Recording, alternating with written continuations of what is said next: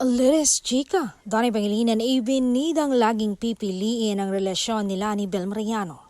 Saad niya sa isang private interview, walang perfect na relationship. May time na ako ang nagkakamali. May time na siya rin yung nagkakamali.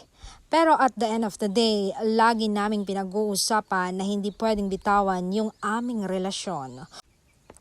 Always choose yung ating relasyon dahil mahirap nang humanap ng iba, baka makahanap ka pa ng mas malala.